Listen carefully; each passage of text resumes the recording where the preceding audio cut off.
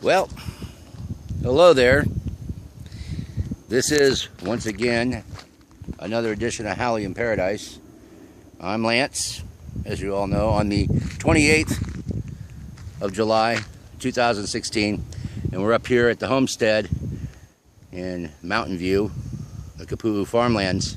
Behind me, as you see, that is the road in. In the background, that's Mauna Kea, the White Mountain. Pretty nice day. We're about 6 miles off the main highway, and this is an off-grid community. As you can see, it's pretty much unscathed by human hands until somebody buys a property and then they live off-grid, but they make it either a farm or a sanctuary or a retreat. And this is the Rossi Ranchero, as I call it. All the work you've seen was done by mostly by Steve and Joe and their tractor. Before they did this, it pretty much looked like this. So when they got here, they had to they've been here just about a year. When they got up here, they brought the tractor, the backhoe, and just put the blade down and started clearing the land. So I'm going to take you through and show you my little slice of paradise and what it means to live off-grid. So here we go. This is the driveway. We're on 20 acres of ground. These are 20-acre parcels. So there is a lot of land still available because there's tons of these for sale. As you see, there's a lot of ferns here. They grow everywhere. And ohias and guava trees are everywhere. Not a big fan of guava by itself, but mixed with orange juice and passion fruit, it's pretty good. It's called pogden. This is guava right here. Literally anything you can imagine grows here. So, and this is a really unique area because this is the farmlands, but we're also high enough elevation that you can grow coffee or cacao or anything, but you can't grow palm trees unless you start them up here with grafting and all that. Palm trees are not indigenous to the forest here, right here. And so here we come across our first little lava wall that they built.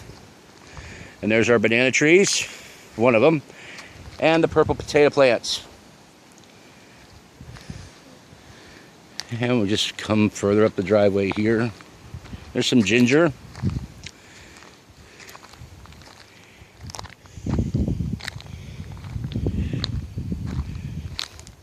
Anthuriums and more bananas and ginger.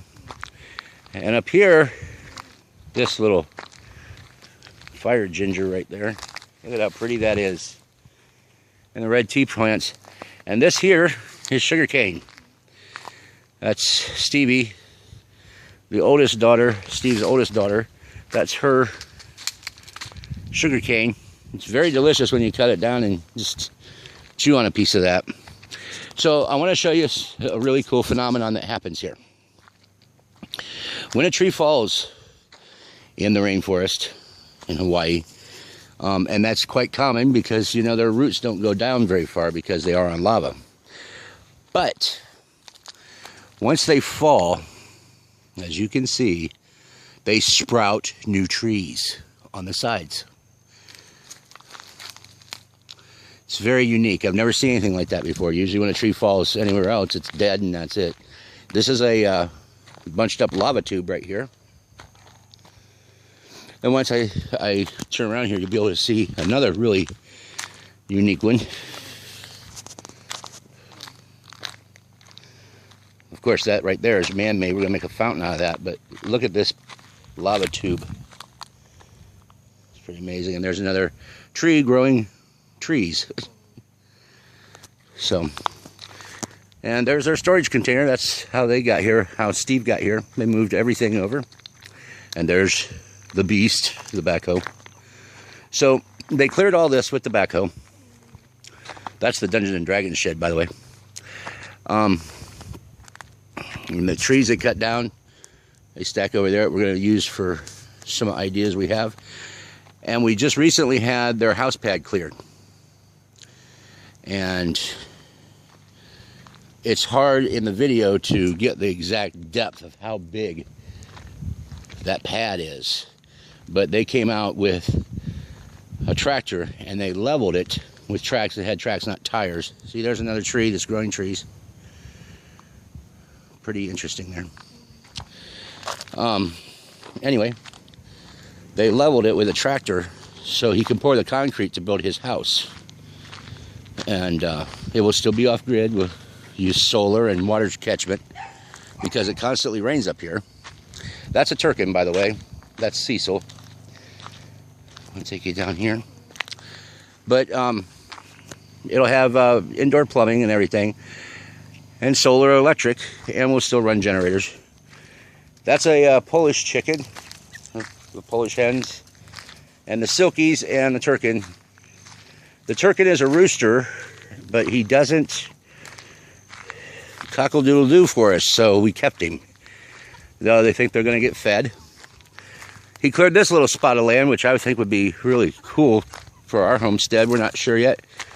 But look, you see how the fauna does. It's really kind of cool how it grows trees.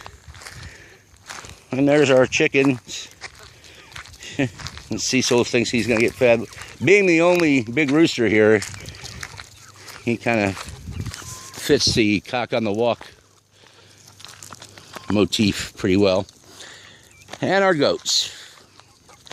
And this young lady right here is my favorite one. That's Miss Sophie.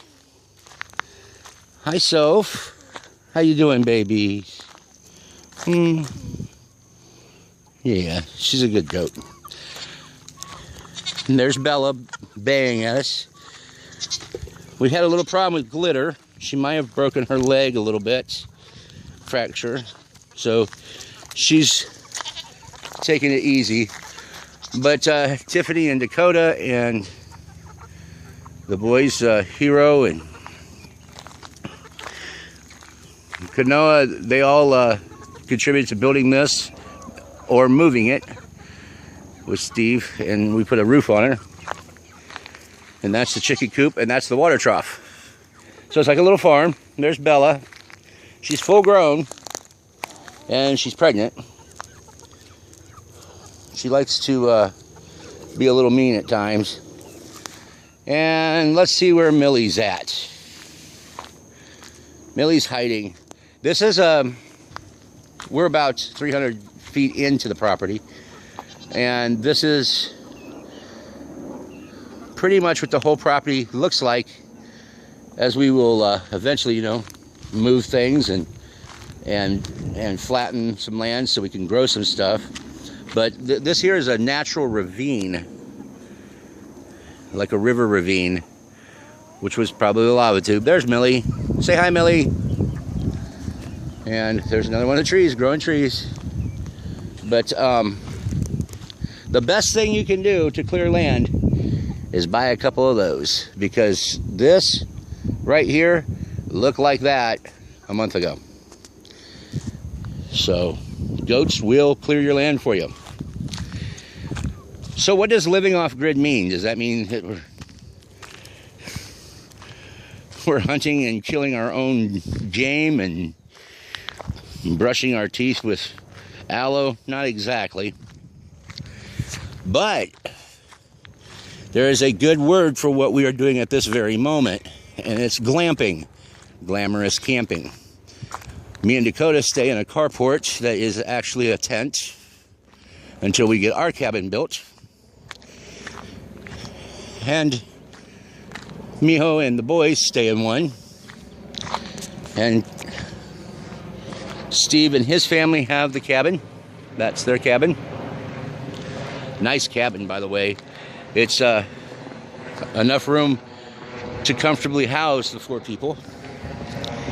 And it's really not that expensive. You can get a nice 400 to 600 square foot cabin for about $12,000 laid out. You know, that doesn't mean it's finished inside, and you will have to buy solar. But, or you could keep a generator. And we'll go back in here a little bit deeper into the property.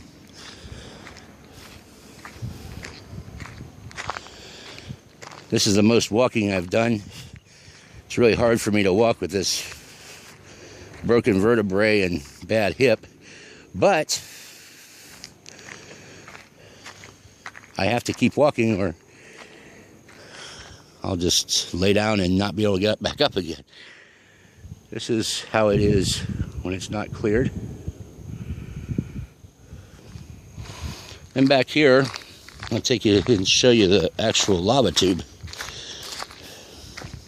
I love living up here. It's off-grid is so much easier than you think.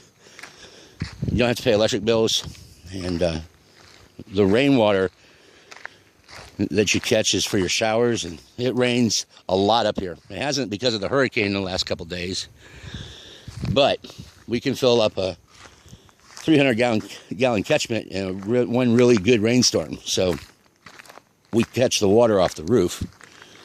This is pretty much basically what the property would look like. See, Dakota's building a little rock wall or lava rock wall garden. This is what the property would look like had we not had the tractor. Just like that. And if you look down there, there's a ravine. That's the lava tube. It's very primordial back here and very rainforesty. If you've never been to a rainforest, the only way to describe it is it's humid in a different way. It's not that humid where you're wearing it. It's like a constant misting sometimes. It's one of the reasons why I moved here. To see the different climates all on one island is amazing. And you can see them all in one day, which is kind of cool. You know, it's snowing up on Mauna Kea, and yet it's 95 degrees down in Hilo. We're about 15 miles south of Hilo, which is really weird because you have to climb Mauna Loa to go south, and always messes with your head. You should go north because you're going up. But so if you come back here, now you get a full spectrum of how big this pad really is. And it's amazing. His house is going to be awesome. It'll be enough for him and Claudia and the kids.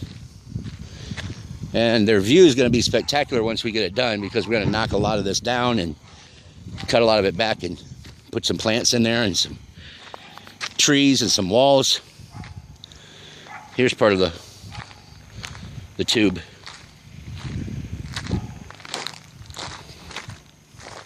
It's kind of, I'm always amazed by lava tubes because they can go really, really deep.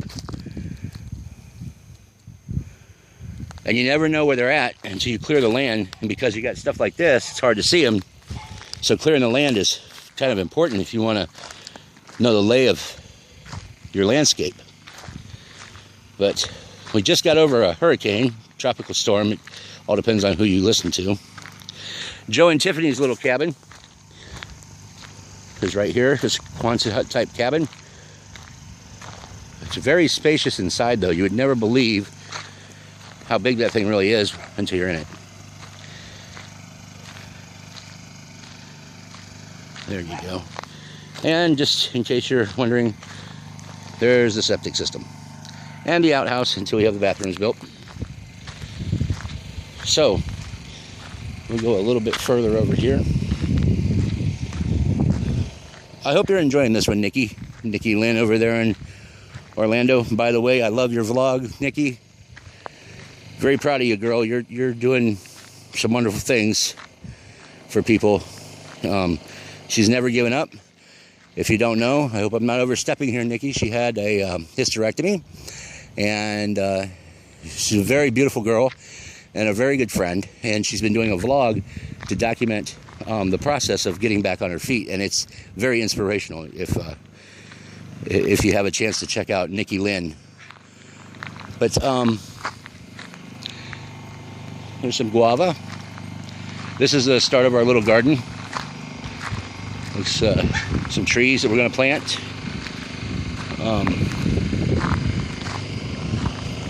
As you hear, that's the generator. Honda generators rock. Well, obviously you guys know what that is. It's legal here.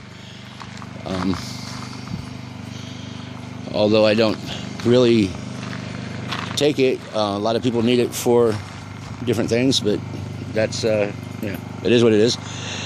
We got dragon fruit. We got cacao, which is chocolate. We got avocados. We got tomatoes. We got limes. We got papaya. There's my cantaloupe garden. My hot pepper garden. Coconut.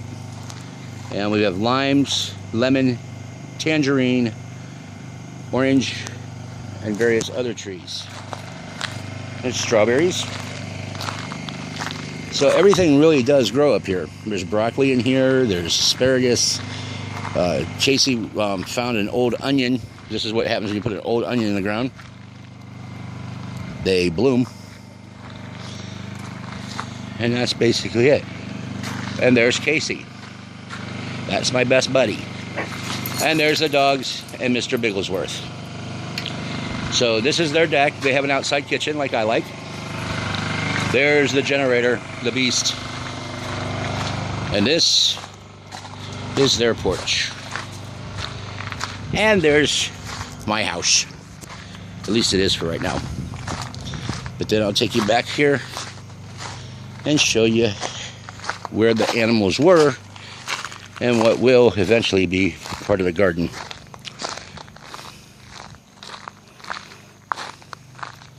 And that lava tube that you see in that big ridge goes all the way around this property like a big crescent moon. Our house, there's Dakota's bed, mine's on the other side. We have our TV in there, some video game systems, Blu-ray player. And as I was telling you about the water catchment, there's our water catchment. That's how we take showers. And this is our shower. So, as you can see, it's not for everyone, but it's for me. I love it. No government, no hassle. Just live off the land like I really think we're supposed to do anyway. You eat better that way and you feel better at night. There's my kitchen, my wash station, and my chickens, I guess. They're mine. They're actually Tiffany's chickens, but they seem to gravitate. That one there's name is Blondie, and that's her chick. I haven't named it yet. Yeah, there's my bed. House is kind of messy, Dakota. And this is just another area. So that was basically a tour of where I'm at now and how I'm enjoying my journey, because that's what it is. I think all life is a journey, you know, one way or the other. It is what you make of it. And I mean, if you look around, I get to wake up to that every day, and the smell, the flowering and the papaya smell that is constant in Hawaii is just amazing to me. I love it here, and this is why I came here, is to get away from big crowds and just relax a little bit, you know, and have some fun with life. I really didn't plan on having a broken back and bad hip, but you know, you can't complain if you wake up every day with a smile on your face, and that is guaranteed what I have done ever since I've been here. You know, me and Dakota, we adapted to this just like fish to the water, you know, and I just love it here. I think everyone should come over here at least once and experience it, you know, before you make a judgment call on, oh, I couldn't do that. You know, if you'd have asked me 15 years ago, hey, would you move to Hawaii but have to live off grid, I'd have probably said no. Now, I can't think of any other way to do it, because this is home, and this is how I'm living, and I love it. And I think that there's a lot to be enjoyed here. But this was the Haole in Paradise off-grid edition for all of y'all, and especially going out to Nikki Lynn and Joe C, because he likes the videos too. I know you all do, but Nikki has been requesting one. Nikki, this is for you. Enjoy, be compassionate, be loving, be caring, take care of each other, and remember, all of us, every one of us, we're in this together. Don't lose focus of that. Be a caring person, be a loving person. Shoots, aloha.